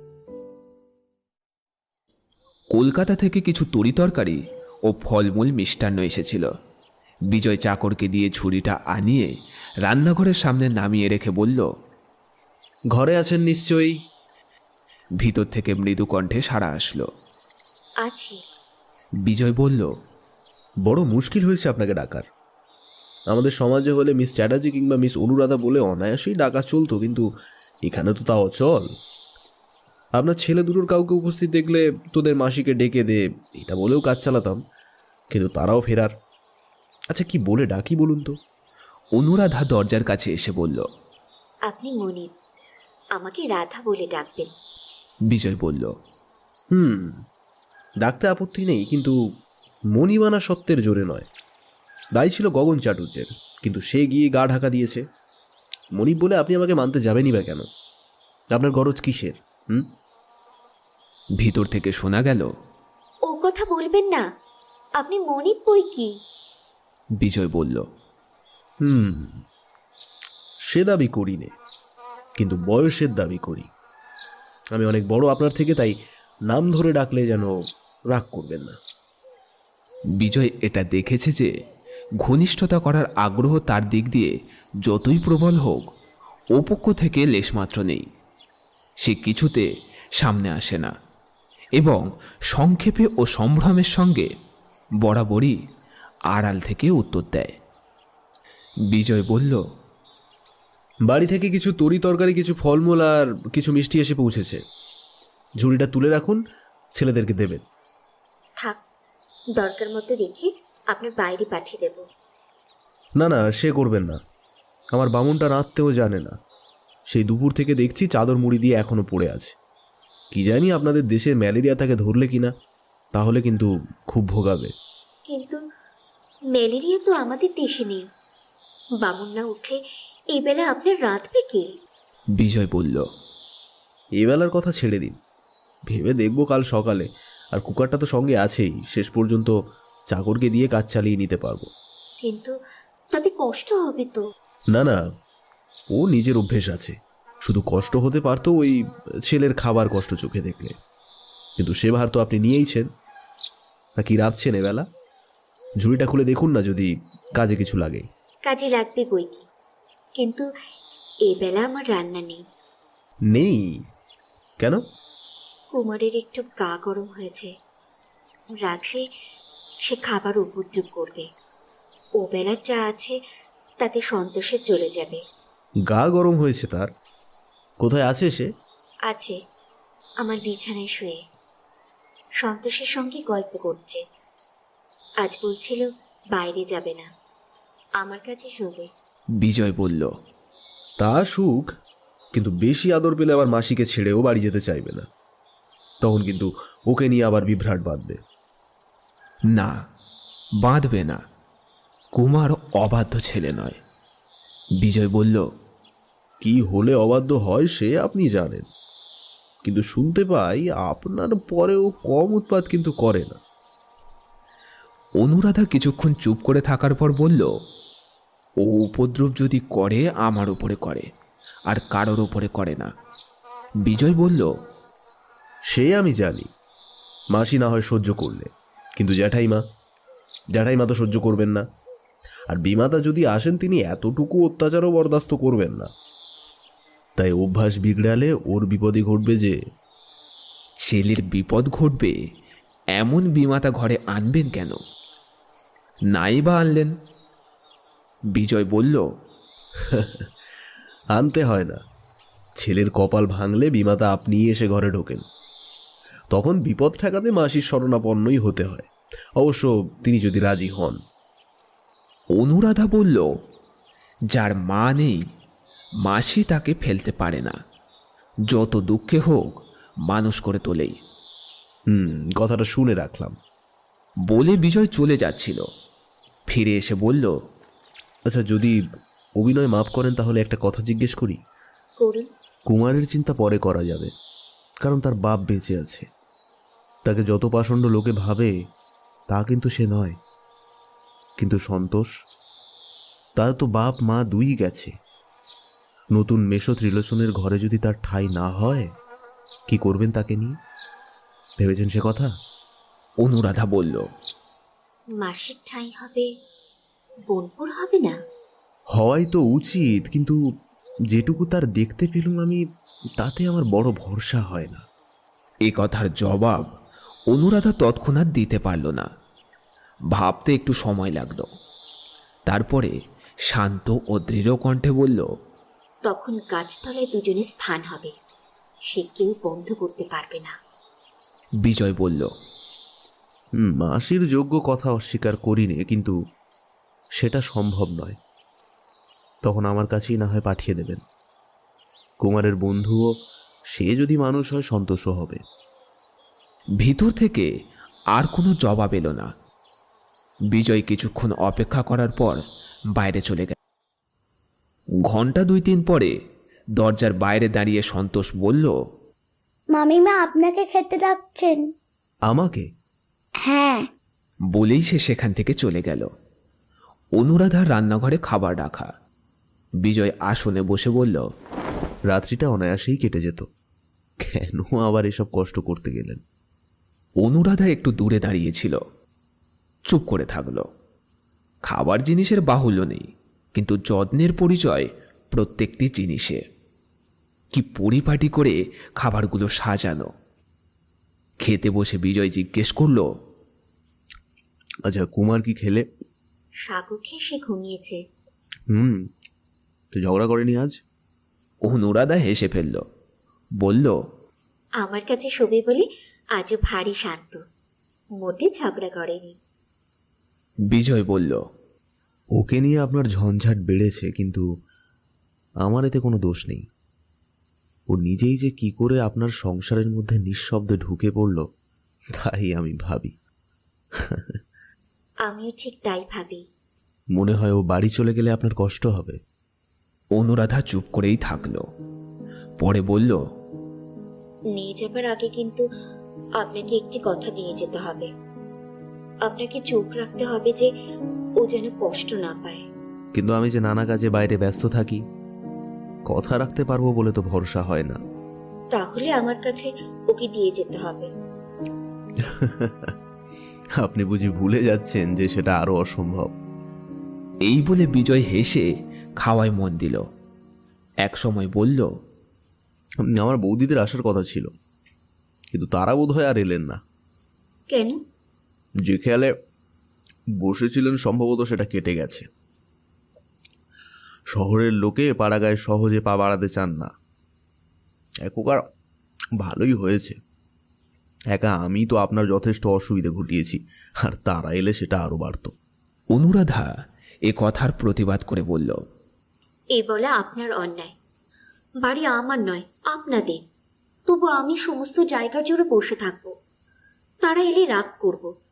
এর চেয়ে অন্যায় হতেই পারে না। আমার সম্বন্ধে এমন কথা ভাবা আমার প্রতি সত্যি আপনার অবিচার। যত দয়া আমাকে করেছেন, আমার দিক থেকে এ কি তার প্রতিদান? এ কথা এমন করে সে কখনো বলেনি। জবাব শুনে বিজয় আশ্চর্য হয়ে গেল। যতটা অশিক্ষিত এই পাড়াগায়ের মেয়েটিকে সে ভেবেছিল তা নয়। একটুখানি স্থির থেকে নিজের অপরাধ স্বীকার করে সে বলল, সত্যিই এ কথা বলা আমার উচিত হয়নি। যাদের সম্বন্ধে এ কথা খাটে আপনি তাদের চেয়ে অনেক বড়। কিন্তু 2-3 দিন পরেই আমি বাড়ি চলে যাব। এখানে এসে প্রথমে আপনার প্রতি নানা দুর্ব্যবহার করেছি, কিন্তু সেটা যদিও বা না জানার জন্য। অথচ সংসারে এমনই হয়, এমনই ঘটে। তবু যাওয়ার আগে আমি গভীর লজ্জার সাথে আমার ক্ষমা ভিক্ষা করি। অনুরাধা মৃদু কণ্ঠে বলল, ক্ষমা আপনি পাবেন না। পাবো না? কেন? এসে পর্যন্ত যে অত্যাচার করেছেন তার ক্ষমা নেই। এই বলে সে হেসে ফেলল। প্রদীপের অল্প আলোতে তার হাসি মুখখানা বিজয়ের চোখে পড়ল, এবং মুহূর্তের মধ্যে এক অজানা বিস্ময়ে সমস্ত অন্তরটা দুলে উঠে আবার স্থির হল। অল্পক্ষণ চুপ থাকার পর বলল, সেই ভালো, ক্ষমায় কাজ নেই। অপরাধী বলেই যেন চিরকাল মনে পড়ে। দুজনেই চুপ। মিনিট 2-3 ঘরটা সম্পূর্ণ নিস্তব্ধ রইল। নিঃশব্দতা ভঙ্গ করে অনুরাধা জিজ্ঞেস করল, আপনি আবার কবে আসবেন? মাঝে মাঝে তো আসতেই হবে, কিন্তু দেখা আর হবে না। ওপক্ষ থেকে এর কোনো প্রতিবাদ এলো না। বোঝা গেল এটা সত্য। খাওয়া শেষ হলে বিজয় বাইরে যাওয়ার সময় অনুরাধা বলল, ঝুড়িটায় অনেক রকম তরকারি আছে, কিন্তু বাইরে আর পাঠালুম না। কাল সকালেও আপনি এখানেই খাবেন। তথাস্তু। কিন্তু বুঝেইছেন বোধ করি যে সাধারণের চেয়ে খিদেটা আমার একটু বেশি। নইলে প্রস্তাব করতাম শুধু সকালে নয়, নেমন্তন্নর মেয়াদটা বাড়িয়ে দিন, যে কটা দিন আমি থাকি আপনার হাতেই খেয়ে যেন বাড়ি চলে যেতে পারি। উত্তর আসলো, সে আমার সৌভাগ্য।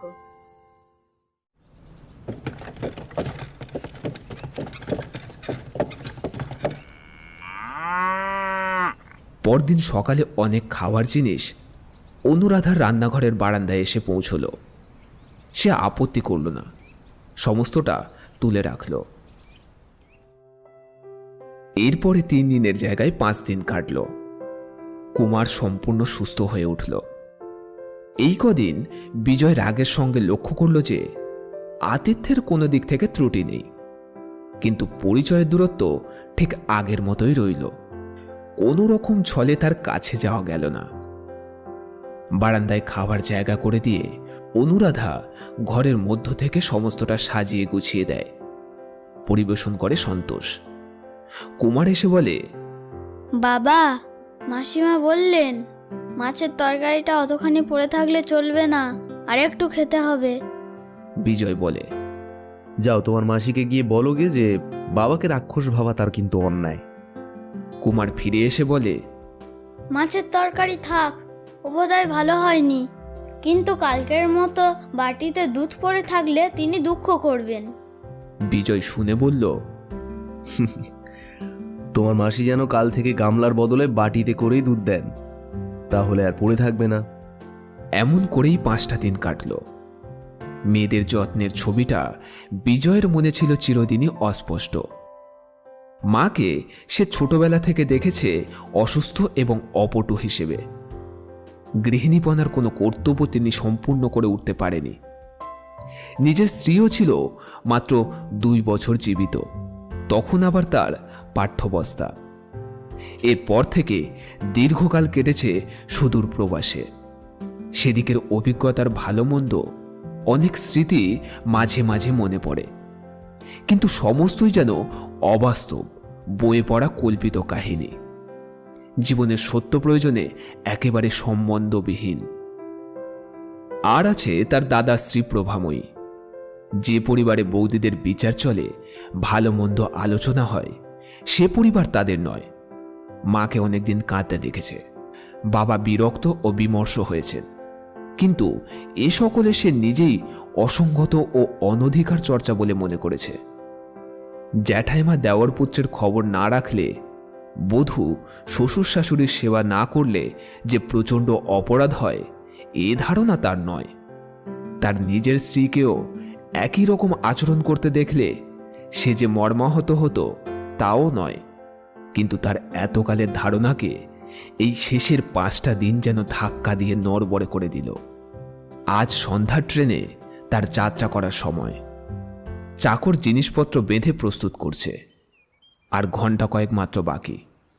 সন্তোষ এসে আড়াল থেকে বলল, মামিমা খেতে রাখছেন। এমন সময়? হ্যাঁ। বলেই সে সরে পড়ল। বিজয় ভিতরে এসে দেখল যথারীতি বারান্দায় আসন পেতে রাখা আছে। মাসির গলা ধরে কুমার ঝুলছে। তার হাত থেকে নিজেকে মুক্ত করে অনুরাধা রান্নাঘরে প্রবেশ করল। আসনে বসে বিজয় বলল, এই কি ব্যাপার? ভিতর থেকে অনুরাধা বলল, 2টি খিচুড়ি রেঁধে রেখেছি, খেতে বসুন। জবাব দিতে গিয়ে আজ বিজয়কে গলাটা একটু পরিষ্কার করে নিতে হলো। বলল, অসময়ে কেন আবার এত কষ্ট করতে গেলেন? আর যদি করলেনই, খান কতক লুচি ভেজে দিলেই তো হতো। অনুরাধা বলল, লুচি তো আপনি খান না, বাড়ি পৌঁছতে রাত্রে 2-3টে বাজবে। না খেয়ে উপোস করে গেলে কি কষ্ট আমার কম হবে? কেবলই মনে পড়বে ছেলেটা না খেয়ে গাড়িতে ঘুমিয়ে পড়েছে। বিজয় কিছুক্ষণ চুপ করে খাওয়ার পর বলল, বিনোদকে বলে গেলাম সে যেন আপনাকে দেখে। যে কটা দিন এ বাড়িতে আছেন যেন আপনার কোনো অসুবিধে না হয়। সে আবারও কিছুক্ষণ চুপ করে থাকলো, তারপর বলল, আর হ্যাঁ, আরেকটা কথা জানিয়ে যাই, যদি দেখা হয় গগনকে বলবেন আমি তাকে মাপ করেছি, কিন্তু এ গায়ে যেন আর সে না আসে। এলে কিন্তু ক্ষমা করব না। কখনো হলে তাকে জানাবো। এই বলে অনুপমা আরো কিছুক্ষণ চুপ করে থাকলো, তারপর বলল, মুশকিল হয়েছে কুমারকে নিয়ে। আজ সে কিছুতেই যেতে যাচ্ছে না, অথচ কেন যে যাচ্ছে না তাও বলে না। বিজয় বলল, বলতে চায় না, কারণ সে নিজেই জানে না, অথচ মনে মনে বোঝে সেখানে গেলে ওর কষ্ট হবে। কষ্ট হবে কেন? সে বাড়ির নিয়মই ওই, কিন্তু হলেই বা কষ্ট। এর মধ্যে দিয়েই তো অত বড় হলো। তাহলে গিয়ে কাজ নেই, থাক আমার কাছে। বিজয় হাস্যকণ্ঠে বলল, আমার কোনো আপত্তি নেই, কিন্তু বড় জোর এই মাসটা, তার বেশি তো আর থাকতে পারবেন না। তাতেই বা লাভ কি? উভয়েই চুপ করে থাকলো। অনুরাধা বলল, ওর বিমাতে যিনি আসবেন শুনেছি তিনি শিক্ষিতা মেয়ে, হ্যাঁ, তিনি বিয়ে পাশ করেছেন। কিন্তু বিয়ে পাশ তো ওর জ্যাঠাইমাও করেছেন। হ্যাঁ, নিশ্চয়ই করেছেন, কিন্তু বিয়ে পাশের কেতাবের মধ্যে দেওর পক্ষে যত্ন করার কথা লেখা নেই। সে পরীক্ষা তাকে দিতে হয়নি। কিন্তু রুগ্ন শ্বশুর শাশুড়ি, সে কথাও কি কেতাবে লিখে না? না, এ প্রস্তাব আরো হাস্যকর। হাস্যকর নয়, এমন কি কিছু আছে? আছে। বিন্দুমাত্র অনুযোগ না করাই হচ্ছে আমাদের সমাজের সুভদ্র বিধি। অনুরাধা কিছুক্ষণ চুপ করে থাকার পর বলল, এই বিধি আপনাদেরই থাক, কিন্তু যে বিধি সকলের সমান সে হচ্ছে এই যে ছেলের চেয়ে বিয়ে পাশ বড় নয়, এমন মেয়ে ঘরে আনা অনুচিত। কিন্তু আনতে তো কাউকে হবেই। যে দলের আবহাওয়ার মধ্যে আমরা গিয়ে দাঁড়িয়েছি, সেখানে বিয়ে পাশ না হলে মানও বাঁচে না, আর মনও বোঝে না, এবং বোধহয় ঘরও চলে না। মা বাপ মরা বোনপোর জন্য গাছতলা শিকার করে নিতে চায় এমন মেয়ে নিয়ে আমাদের বনবাস করাই চলে, কিন্তু সমাজে বাস করা চলে না। অনুরাধার কণ্ঠস্বর পলকের জন্য তীক্ষ্ণ হয়ে উঠল। না, সে হবে না। একজন নির্দয় বিমাতার হাতে তুলে দিতে ওকে আপনি পারবেন না। বিজয় বলল, সে ভয় নেই, কারণ তুলে দিলেও হাত থেকে আপনিই গড়িয়ে কুমার নিচে এসে পড়বে। কিন্তু তাই বলে তিনি নির্দয় নয়, এবং আমার ভাবী পত্নীর সপক্ষে আপনার কথার আমি তীব্র প্রতিবাদ করি। মার্জিত রুচিসম্মত উদাস অবহেলায় তাদের নীতিয়ে পড়া আত্মীয়তার বর্বরতার লেশ নেই। ও দোষটা দেবেন না। অনুরাধা হেসে বলল, প্রতিবাদ যত খুশি করুন, কিন্তু জিজ্ঞাসা করে নীতিয়ে পড়া আত্মীয়তার মানেটা হলো কি? বিজয় বলল, ও আমাদের বড় সার্কেলের পারিবারিক বন্ধন। ওর কোড আলাদা, চেহারা স্বতন্ত্র। ওর শেকড় টানে না রস, পাতার রং সবুজ না হতেই ধরে হলুদের বর্ণ। আপনি হলেন পাড়া গায়ের গৃহস্থ ঘরের মেয়ে, স্কুলে কলেজে পড়ে পাশ করেননি, পার্টিতে পিকনিকে মেশেননি। ওর নিগুড়ো অর্থ আমি আপনাকে কিভাবে বোঝাবো বলুন তো? হ্যাঁ, কেবল এটুকুই আশ্বাস দিতে পারি যে কুমারের বিমাতা এসে তাকে অন্তত বিষ খাওয়াবার আয়োজন করবেন না, এমনকি চাবুক হাতে তাড়াও করে বেড়াবেন না, কারণ সে মার্জিত রুচি বিরুদ্ধ আচরণ। সুতরাং সেদিক থেকে আপনি নির্ভয় থাকতে পারেন। অনুরাধা বলল, আমি তার কথা ছেড়ে দিলাম, কিন্তু আপনি নিজে দেখবেন, কথা দিন, এই আমার মিনতি। বিজয় বলল, কথা দিতেই তো ইচ্ছে করে, কিন্তু আমার স্বভাবও আলাদা, অভ্যাসও আলাদা। আপনার আগ্রহ স্মরণ করে মাঝে মাঝে দেখবার চেষ্টা করব, কিন্তু যতটা আপনি চান তা হয়তো পেরে উঠব না। আচ্ছা, আমার খাওয়া শেষ হলো, এখন যাই, যাওয়ার উদ্যোগ করি গে। বলে সে উঠে পড়ল। তারপর বলল, রইল কুমার আপনার কাছে।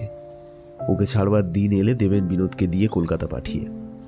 আর হ্যাঁ, প্রয়োজন হয় অসংকোচে সন্তোষকেও সঙ্গে দেবেন। প্রথমে এসে যে ব্যবহার করেছি ঠিক সেই আমার প্রকৃতি নয়। এ ভরসা আর একবার দিয়ে চললুম। আমার বাড়িতে কুমারের চেয়ে বেশি অনাদর সন্তোষের হবে না। বাড়ির সামনে জিনিসপত্র বোঝাই হয়েছে। বিজয় উঠতে যাচ্ছে, এমন সময় কুমার বলল, বাবা, মাসিমা ডাকছেন একবার। সদর দরজার পাশে দাঁড়িয়ে অনুরাধা বলল, প্রণাম করব বলে ডেকে পাঠালুম, আবার কবে যে করতে পারবো জানি না। এই বলে গলায় আঁচল দিয়ে দূর থেকে প্রণাম করল। উঠে দাঁড়িয়ে কুমারকে কোলের কাছে টেনে নিয়ে বলল, ঠাকুরমাকে ভাবতে বারণ করবেন, যে কটা দিন ছেলেটা আমার কাছে রইল অযত্ন হবে না। বিজয় হেসে বলল, বিশ্বাস করা কঠিন। কঠিন কার কাছে? আপনার কাছেও নাকি? বলে সেও হাসতে গিয়ে দুজনের চোখাচোখি হলো। বিজয় স্পষ্ট দেখতে পেল তার চোখের পাতা দুটি জলে ভিজে গেছে। মুখ নামিয়ে সে বলল, কুমারকে নিয়ে গিয়ে কিন্তু কষ্ট দেবেন না যেন।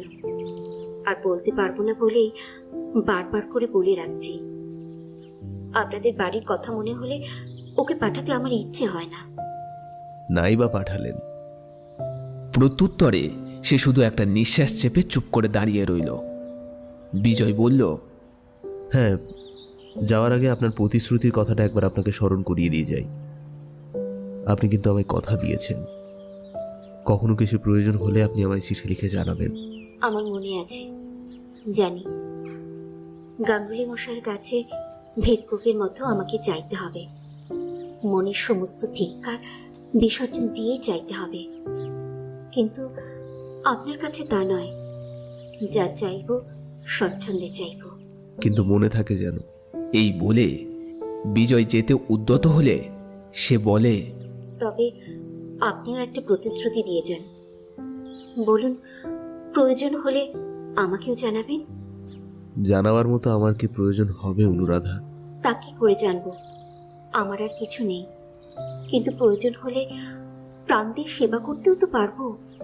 আপনাকে ওরা করতে দেবেই বা কেন? আমাকে কেউ বাধা দিতে পারবে না।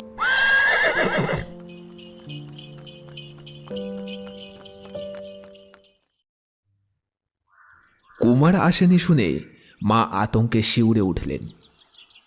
সে কি কথা রে? যার সঙ্গে ঝগড়া তার কাছেই ছেলে রেখে এলি?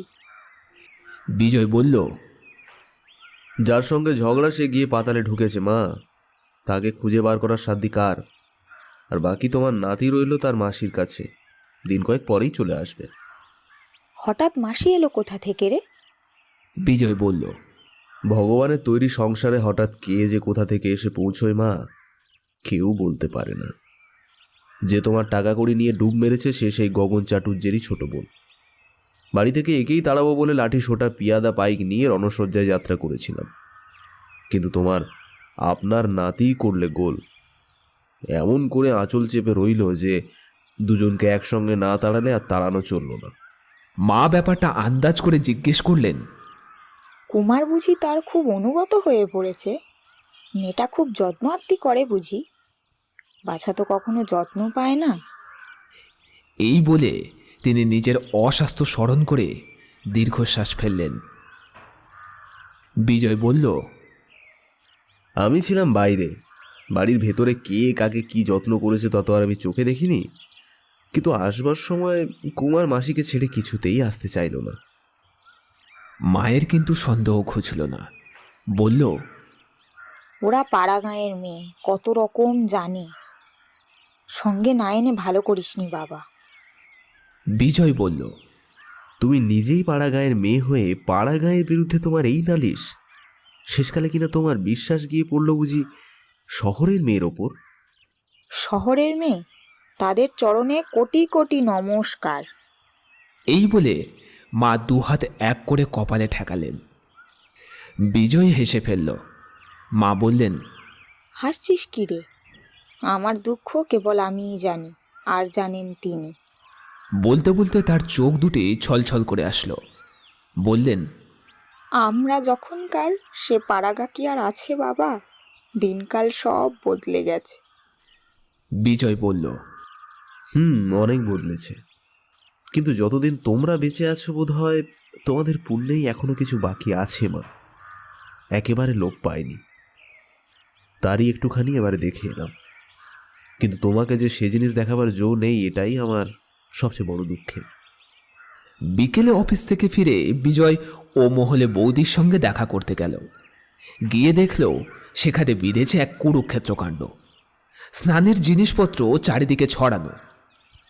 দাদা ইজি চেয়ারের হাতলে বসে উচ্চ কণ্ঠে বলছেন, কখনো না, যেতে হয় তুমি একলা যাও, এমন কুটুম্বিতেও আমি দাঁড়িয়ে, ছাড়ো, ইত্যাদি ইত্যাদি।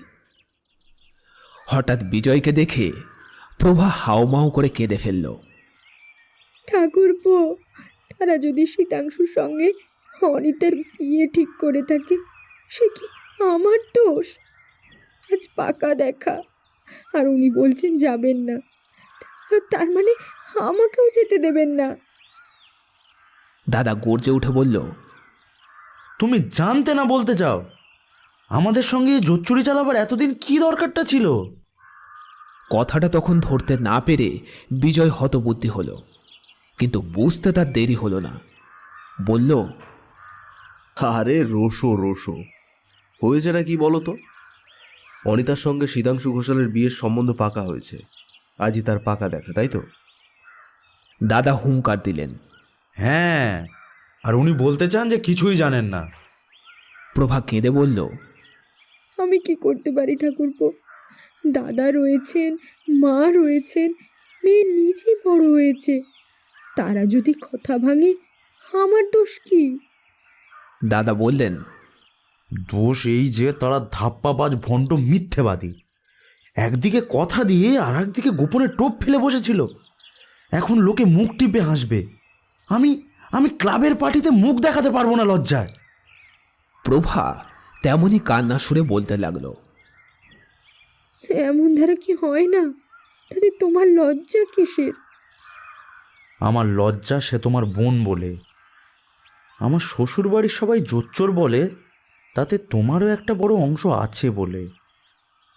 দাদার মুখের দিকে চেয়ে বিজয় এবার হেসে ফেলল, কিন্তু তখনই হেড হয়ে প্রভার পায়ের ধুলো মাথায় নিয়ে প্রসন্ন মুখে বলল, বৌদি দাদা যতই গর্জন করুন, আমি রাগ বা দুঃখ কোনোটাই করব না। বরঞ্চ সত্যি যদি এতে তোমাদের অংশ থাকে, তাহলে তোমাদের কাছে আমি চিরকৃতজ্ঞ থাকব। মুখ ফিরিয়ে নিয়ে এসে বলল, দাদা, রাগ করা তোমার সত্যিই বড় অন্যায়। এ ব্যাপারে কথা দেওয়ার কোনো অর্থ নেই যদি পরিবর্তনের সুযোগ থাকে। দেখো, বিয়েটা তো কোনো ছেলে খেলা নয়। শীতাংশু আইসিএস হয়ে ফিরেছে, সে একটা বড় দলের লোক। আর এদিকে অনিতাও দেখতে ভালো, বিয়ে পাশ করেছে। আর আমি এখানেও পাশ করিনি, আর বিলেতেও 7-8 বছর কাটিয়ে একটা ডিগ্রিও জোগাড় করতে পারিনি। সম্প্রতি কাঠের দোকানে কাঠ বিক্রি করে খাই। না আছে কোনো পদ গৌরব, আর না আছে কোনো খেতাব। অনিতা কোনো অন্যায় করেনি দাদা। দাদা সরসে বললেন, 100 বার অন্যায় করেছে। তুই কি বলতে চাস? এতে কি তোর একটুও কষ্ট হয়নি? বিজয় বলল, দাদা, তুমি গুরুজন, তাই আমি মিথ্যে বলবো না। এই তোমার পা ছুঁয়ে বলছি, আমার এতটুকুও দুঃখ নেই। দেখো, নিজের পুণ্যে তো নয়, কার পুণ্যে ঘটলো জানি না, কিন্তু মনে হচ্ছে আমি যেন সত্যিই বেঁচে গেলাম। বৌদি, চলো আমি তোমায় নিয়ে যাই। দাদার ইচ্ছে হয় রাগ করে ঘরে বসে থাকুন, কিন্তু আমরা চলো তোমার বোনের পাকা দেখায় পেট পুড়ে খেয়ে আসি গে। প্রভা তার মুখের দিকে চেয়ে বলল, তুমি কি আমাকে ঠাট্টা করছো ঠাকুরপো? একদমই না বৌদি, কোনো ঠাট্টা করিনি। আজ একান্ত মনে আমি তোমার আশীর্বাদ প্রার্থনা করি। তোমার বরে আমার ভাগ্য যেন এবার আমার মুখ তুলে চায়। কিন্তু আর দেরি করো না, যাও তুমি কাপড় পরে নাও, আর আমি অফিসের পোশাকটা ছেড়ে আসি গে। বলে সে তাড়াতাড়ি চলে যাচ্ছিল। দাদা বললেন, তোর সেখানে নেমন্তন্ন নেই, তুই যাবি কি করে? বিজয় থমকে দাঁড়িয়ে বলল, ও, তাও বটে। তারা হয়তো লজ্জা পাবে, কিন্তু বিনা আহারে কোথাও যেতে আমার আজ কোনো সংকোচ নেই। ইচ্ছে হচ্ছে ছুটে গিয়ে অনিতাকে বলি যে, অনিতা, তুমি আমাকে ঠকাওনি, তোমার ওপর আমার কোনো রাগ নেই, কোনো জ্বালা নেই। প্রার্থনা করি তুমি সুখী হও। দাদা, আমার মিনতিটা রাখো, রাগ করে থেকো না। বৌদিকে নিয়ে যাও, অন্তত আমার হয়ে অনিতাকে আশীর্বাদ করে এসো তোমরা। যাও।